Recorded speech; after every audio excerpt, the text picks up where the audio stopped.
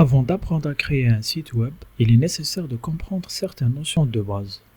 Tout d'abord, c'est quoi un site web? Un site web, ça peut ressembler à ça, c'est-à-dire une page web sur laquelle on peut naviguer. Et cette page web peut contenir différents types d'éléments, comme du texte, comme par exemple des titres, des paragraphes, mais aussi des images, des boutons, ainsi que d'autres types d'éléments. Ce qu'il faut savoir aussi, c'est qu'un site web peut contenir une ou plusieurs pages web sur lesquelles on peut naviguer. Pour cela, on peut cliquer sur des zones cliquables pour aller d'une page à une autre. Par exemple, quand je passe la souris ici, le curseur change pour m'indiquer que c'est une zone cliquable et quand je clique dessus, ça va m'envoyer sur une autre page du site web. Il peut aussi exister des zones cliquables qui nous envoient vers d'autres sites web, c'est-à-dire vers des pages web externes. Par exemple, quand je clique ici, ça va m'envoyer vers une page web du site de YouTube. Alors bien sûr, il existe beaucoup de sites web sur Internet, et ces sites peuvent contenir différents types de contenus. Ils peuvent aussi avoir différentes structures et styles de présentation, comme les images, les couleurs, la police d'écriture, etc.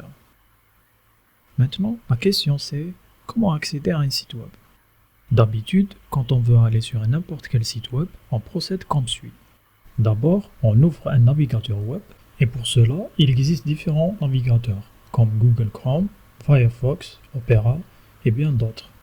Puis, on saisit l'adresse du site web auquel on veut accéder. Par exemple, www.blender.org. Et le site en question s'ouvre, c'est-à-dire on obtient une page web.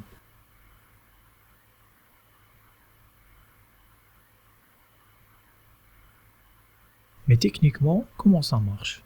En d'autres termes, que se passe-t-il entre le moment où on saisit l'adresse et le moment où la page web s'affiche? En réalité, il se passe en arrière-plan des étapes que vous ne verrez pas afin de vous simplifier la vie.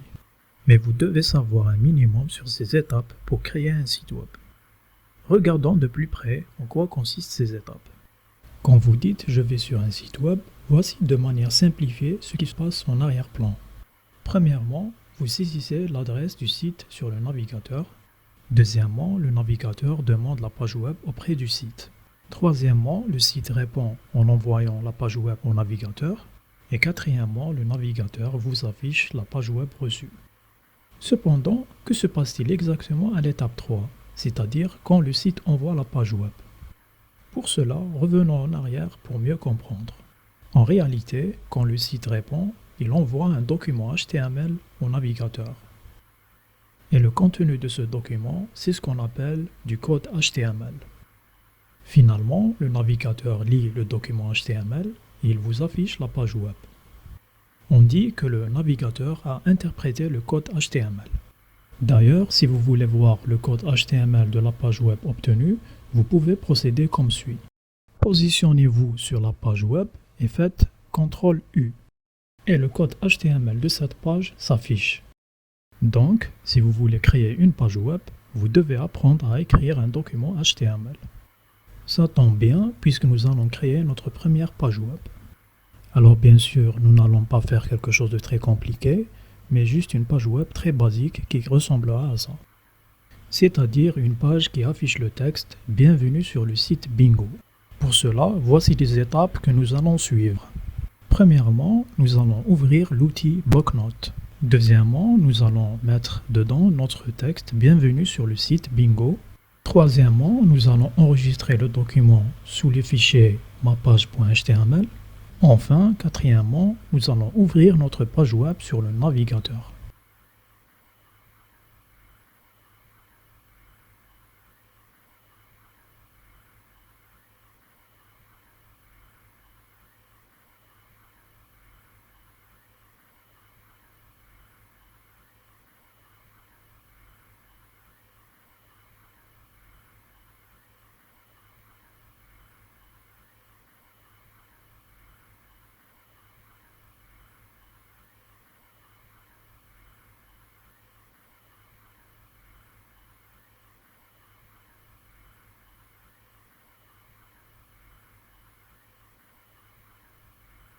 Alors bien sûr, notre première page est basique et elle est encore loin de ressembler à cette page, qui elle contient bien plus de contenu et de décoration.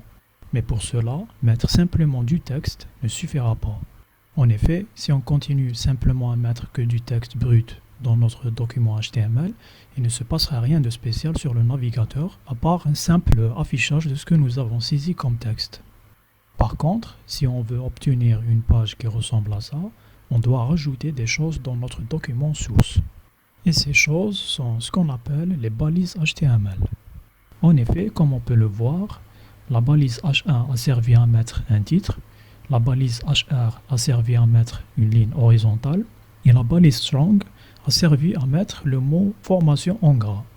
Et bien sûr, il existe beaucoup d'autres balises qui servent à faire d'autres types de formatage.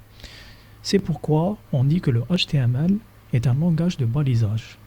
Cependant, maintenant qu'on sait à quoi sert le HTML, est-ce que c'est suffisant pour bâtir une page web comme celle-ci? La réponse est non, et vous allez comprendre pourquoi. Pour faire simple, gardez en tête que le HTML permet de remplir et de structurer le contenu de la page en mettant par exemple des éléments comme des titres, des listes, des paragraphes, des images, etc. Alors que pour rendre la page plus présentable, comme ceci, il faut ajouter autre chose. Et cette chose, c'est ce qu'on appelle un document CSS. Un document CSS, ça peut ressembler à ça, et ça permet entre autres d'appliquer des couleurs pour le texte, une police d'écriture ou un positionnement des images, etc.